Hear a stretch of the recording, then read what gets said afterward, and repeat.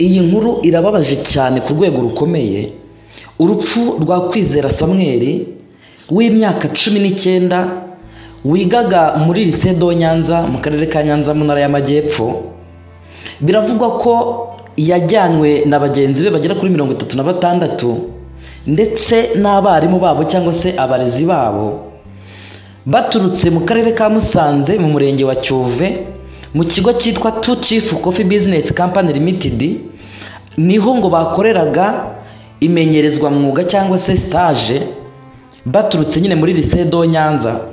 Hanyuma ngo iki kigo cyitwa Two Chief Coffee Business Company Limited kiza kubajyana mu rugendo shuri batemberera ahitwa muri Frama Ecology mu mudugudu wa Birwa mu murenge wa Kinani mu karere ka Burera.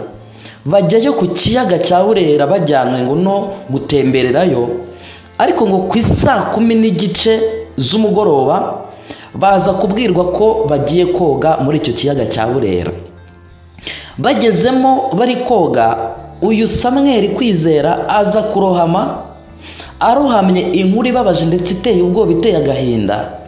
Ngo bagenzi be bagera kuri 36 ndetse n'abarimu babo barabiceceka, bamusigayo, barataha barigendera. Ntibatanga amakuru ko umwe mu bana bajyanye yaruhamye.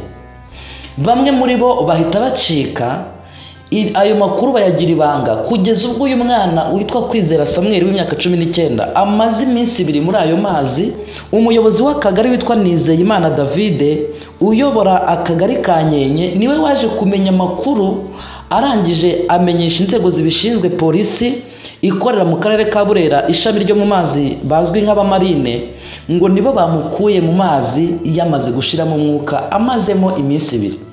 Ndibaza ngo niki cyatumye abantu bagera kuri 36 ndetse n'abarimu babo basiga umuntu mu mazi bakagenda bazi ko bari bajyanye mu rugendo shuri, bakamusigayo bakamutayo bakigendera, nibatange n'amakuru ku babishinzwe ngo abashe kuva muri ayo mazi. Ahari iyo baza gutanga amakuru ku gihe yari kuvamo akiri muzima. Ni inkuru ibabaje iteye ubwoba. Uyu Kwizera Samuel yapfuye urupfu rubi rubabaje. Kuba wajyanye n'abantu barenga 36 mwasohokeye ahantu bakagusiga mu mazi warohamye, nibagukuremo, nibanatanga amakuru mu gihe batabishoboye kugukuramo, biteye ubwoba. Reka twihanganishe umuryango wa Kwizera Samuel. Humura witinya, n'ahatari inzira ni mu kwayo. Evangeliste Daniel TV 7. Ibihe byiza kuri mwese, ndabashimiye cyane kandi ndabifuriza amahoro y'Imana aho muherereye hirya no hino hagiye hatandukanye. Reka mvuge ngo Imana ibahe umugisha kandi Imana ibagirire neza mu byo mukora byose mu kazi kanyu ka buri munsi. Imana ikomeze ibiteho kandi Imana ikomeze ibabe hafi. Hanyuma ndihanganisha abatameze neza, abagize ibyago, ababuze inshuti cyangwa se abavandimwe, abagize ibyago. Reka mbabwire bagire gukomera ndetse bagire kwihangana. Mu isi yacu duhura n'ibibazo bitandukanye, ariko mugire kwihangana. Imana ifite ubushobozi bwo guhindura ibihe, ibintu byose bikagenda neza, kubera ko Imana niyo mugenga wa byose. Hanyuma wowe utishimye, wowe utameze neza, wowe ubabaye, ugire gukomera kandi ugire kwihangana. Imana iragukunda, Imana iri kumwe nawe kandi Imana izakurengera muri byose. Hanyuma ndasuhuza abari mu ntara zitandukanye z'igihugu cyacu, abari iburengerazuba, iburasirazuba, mu majyepfo n'amajyaruguru, abari hano mu mujyi wa Kigali, ndetse n'abandi benshi cyane badukurikira baherereye mu bihugu by'amahanga. Mwese mugire ibihe byiza cyane. Ndasaba Imana kugira ngo ibagirire neza kandi mu kazi kanyu mukora ka buri munsi Imana ikomeze yagura ibikorwa byanyu kandi Imana ikomeze igende ibateza imbere. Abarwaye batameze neza mu buryo butandukanye, indwara z'amayobera, barwaye indwara bakivuza bikanga, reka mbabwire ngo Imana niyo mugengo wa byose kandi Imana ifite ubuzima mu biganza byayo. Reka ngusabe wowe utarakora subscribe ikore kugira ngo dukomeze tubane kandi ibiganiro byacu bikomeze bigende neza, kandi ni umugisha rwose kubikora, muba mumfashije kandi bituma turushaho kugenda tubagezaho ibiganiro byacu, kandi nawe ukajya ubona ibiganiro dushyiraho buri munsi ku buryo bworoshye. hanyuma Imana nibamere umugisha. Ndabakunda cyane kandi ndabasabira uko nshobojwe kugira ngo Imana ikomeze ibiteho.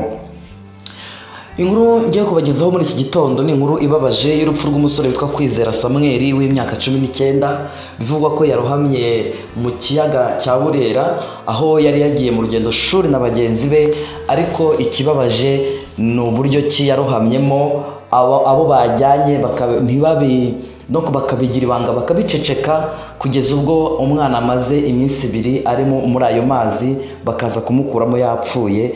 Ni inkuru ibabaje cyane kandi rwose iteye agahinda. Nigeze gutungurwa cyane, nibazije impamvu y'abo bantu bari bajyanye bakabona arohamye bakamusigamo bakigendera, ntibatabaze, ntibatanga amakuru, ntibanamenyeshe umuryango avukamo. Ni ibintu byatangaje abantu benshi. Ni igikorwa cy'ubunyamaswa kubona wajyanye n'umuntu ahantu akaruhama ukabiceceka ukabigira ibanga. Ntekereza ko harimo ubugambanyi bukomeye cyane. Inzego zibishinzwe zize kubikurikirana kugira ngo uwo mwana cyangwa se umuryango w'uwo mwana uze guhabwa ubutabera. Biravuga ko Kwizera Samuel wigaga muri Lycée de Nyanza. Uyu Kwizera Samuel yari afite imyaka 19 y'amavuko. Hanyuma ubwo yari yajyanye na bagenzi be koga cyangwa se mu rugendo shuri ahantu mu karere ka Burera. Urumva ko uyu mwana w'umusore yigaga muri Lycée de Nyanza, ubwo ni mu karere ka Nyanza mu ntara y'Amajyepfo. Biravuga ko yari yajyanye na bagenzi be bagera kuri 36, ariko bajyana n'abayobozi babo cyangwa se abarezi babo. Bavuga ko bagiye mu rugendo shuri, ariko kandi ngo saa 10:30 bari bafite gahunda yo kujya koga. Ari nako byagenze koko, saa 10:15 bajya koga. Bageze mu mazi Samuel we aza kurohama. Arohamye bagenzi bagerageza kumushakisha baramubura, ariko ngo basabwa kubiceceka. Nabo barezi babo bari bajyanye baravuga ati mubiceceke, kuko barabiceceka. Birangira Samuel abaye mu mazi iminsi 2.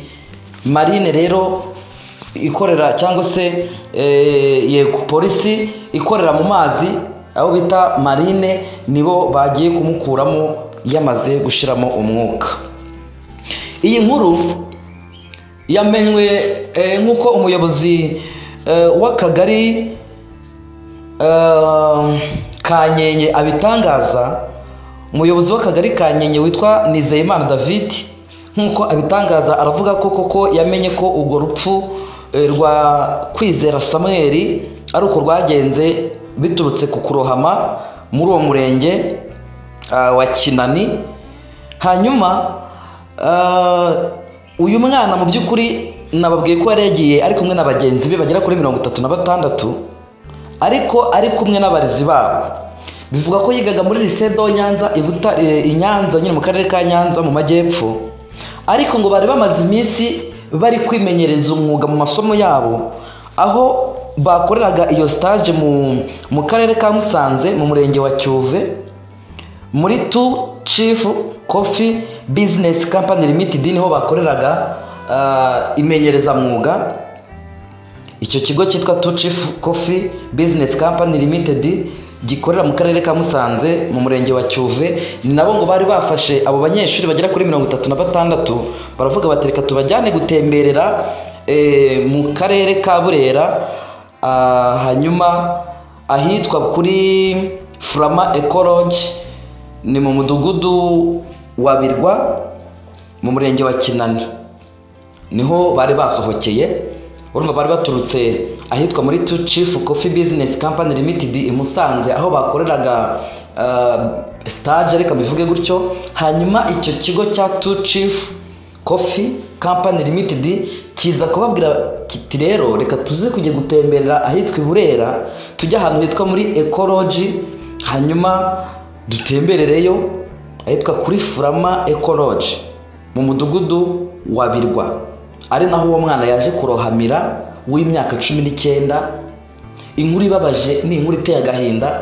Ababyeyi be barababaye cyane kandi bashenguwe n'urupfu rw'uyu mwana wabo. Baravuga bati se koko ni gute abantu bagera kuri 36 bari kumwe n'abarezi babo cyangwa se abarimu babo, ni gute umuntu bajyanye arohama mu mazi ntibatabaze ngo babimenyeshe inzego zibishinzwe cyangwa se abantu bashoboye koga babimenyeshe polisi ikorera mu mazi yitwa marine ngo babe bajya kumukuramo ko wenda ahari yari kuvamo akiri muzima. Iyo amakuru aza gutangirwa ku gihe umwana akimara kurohama, ntekereza ko bari kumukuramo agihumeka. Ariko ikintu giteye agahinda ndetse kibabaje cyane, uyu Kwizera Samuel yararohamye, arohama bamureba, ajya mu mazi agumamo, araramo iminsi 2. Aya makuru amaze kumenywa na gitifu w'akagari, gitifu uyobora akagari ka Nyenye niwe watanze amakuru kubera ko yari amaze kubimenyeshwa ngo n'umuyobozi w'umudugudu bakorana hafi aho ngaho, amumenyesha ko hari umwana witwa Kwizera Samuel w'imyaka 19 wigaga muri Lycée de Nyanza, akaba yaramaze iminsi muri stage mu karere ka Musanze mu murenge wa Cyuve muri Two Chief Coffee Business Company Limited. Baza kujya gutemberera aho ngaho aho bita kuri Frama Ecology, hanyuma uwo mwana aza kurohama. Gitifu rero niko gutanga amakuru, hanyuma polisi, ishami rya polisi rikorera mu karere ka Burera, bakaba ari abamarine nyine bakora umurimo wo mu mazi cyangwa se akazi ko kurohora abarohamye, gutabara abagize ibibazo mu mazi, ngo nibo baje bamukuramo, ariko bamukuramo yamaze gushira mu mwuka. Nk'uko ababyeyi ba Kwizera Samuel babitangaza, baravuga ko bababajwe n'urupfu rw'umwana wabo, ariko ngo bakaba basaba ubutabera kugira ngo barenganurwe cyangwa se ubutabera bukurikizwe ku mwana wabo waburiye ubuzima muri iki kiyaga, ariko yagiye atari wenyine. Ibi bintu mubyumve neza. Natangaye uburyo abantu barenga 36 bagambana bajya inama ku kintu kimwe bakagihurizaho umugambi mubisha nk'uwo. Umuntu ararohamye bamureba, nukuri ibintu biteye ubwoba. Umuntu ararohamye barimo barabireba, bajyanye nawe aguye mu mazi, ntibatabaje. Natekereje se mama, uyu mwana bamuhoye iki? Uyu mwana azize iki? Uko biravugwa ko saa 10:30 nibwo bagiye koga mu mazi, hanyuma Samuel aza kurohama. Birumvikana koga ashobora kuba yaracitse intege cyangwa se akananirwa cyangwa se akaba ataranabizi, biza kurangira rero arohamye. Mu kurohama kwe rero bamusigamo ngo barigendera. Ikintu kigaragaza ko aba bantu bari bajyanye nawe, harimo abo banyeshuri ndetse n'abo barezi babo, babifitemo uruhare mu rupfu rw'uyu Kwizera Samuel, nuko ngo bamwe muri bo bahise baburirwa irengero, bahise bacika. Wakibaza impamvu bacitse ni iyihe? Umwana w'abandi bamusize mu mazi, ararohamye, bafite amatelefone, ntibatabaje ngo bahamagare polisi ize ibafashe cyangwa se abantu bazi koga bakorera hafi aho ngaho. Ndumva ahangaha kuri iki kigo aba bana bakoreragaho stage kuri Two Chief Coffee Business Company Limited, ari nabo bari basohokanye aba bana ngo bajye mu rugendo shuri, ndetse n'ahangaha bari basohokeye kuri Frama Ecology mu mudugudu wa Birwa mu murenge wa Kinani, ubwo ni muri Burera. Abo bombi bashobora kuba bari bafite amakuru y'ibyabaye kuri uyu mwana, nabo bakabiceceka, kuko niba umwana yasohokeye ahantu mu rugendo shuri ko biri kose hari ababakiriye, ariko hari n'abari babajyanyeyo. Abo bose bagomba kubazwa ubuzima bwa Kwizera Samuel. Mu by'ukuri ari umwana ukiri mutoya ufite ejo he hazaza, imyaka 19. Umwana ari mu ishuri, ari kwimenyereza umwuga mu masomo ye yigaga, kumva ngo arapfuye, amaze iminsi 2 mu mazi.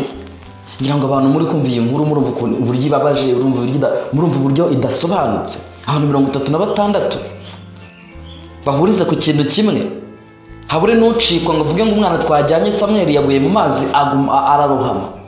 Bose babigira ibanga babiceceke. Ni inkuru ibabaje ndetse ni inkuru iteye ubwoba. Gusa reka nihanganisha umuryango wa Kwizera Samuel, mvuge ngo bihangane, bakomere pe, nibakomere, bagize igikomere, barababaye cyane, bari mu bihe bitoroshye. Kubura umwana ugeze ahantu haryoshye, umwana w'imyaka 19 bari umwana w'umusore uri kugimbuka, umwana ureba ukumva urishimye. Reka tuvuga ngo kwizera Samuel Imana imuhiruhuko ridashira. Ariko kandi ndabizi ko ubuyobozi bw'igihugu cyacu ndetse n'ababishinzwe bari buze gukurikirana bamenye iby'uru rupfu rwa Kwizera Samuel wapfuye mu buryo bw'amaherere, wapfuye mu buryo utabona uko usobanurira abantu, utabona uko ubivuga. Abantu 36 pe ni benshi, ndetse n'abarimu babo urumva bagera muri 35 bararenga. Mbega inkuru iteye ubwoba, mbega inkuru ibabaje, mbega inkuru iteye agahinda. Ndimo numva uburyo ki ababyeyi b'uyu mwana barimo biyumva, uburyo bakiriye inkuru, kumva ngo umwana yagiye mu rugendo shuri ari kumwe n'abandi. Wenda tuvuge ko wenda yagiye wenyine yagiye wenyine, wenda se aruhama ntawe uri kureba, ariko umuntu wajyanye n'abandi aruhama abantu bareba, babiceceke batuze, biteye ubwoba. Ariko kandi nta kundi byagenda, nyine watabarutse yamaze gutabaruka. Imana ikomeza abasigaye, twihanganishije umuryango we muri rusange. Umuryango ubuza amaboko, ubuza umuntu, ndetse n'igihugu muri rusange gitakaje imbaraga. Ariko nyine nta kundi byagenda. Imana ibahe umugisha, ndabakunda cyane kandi mbifuriza ibyiza byose biva ku Mana. Mukomeze mugire amahoro y'Imana. Murakoze cyane. Humura witinya, n'ahatari inzira ni mu kwayo. Evangeliste Daniel TV 7.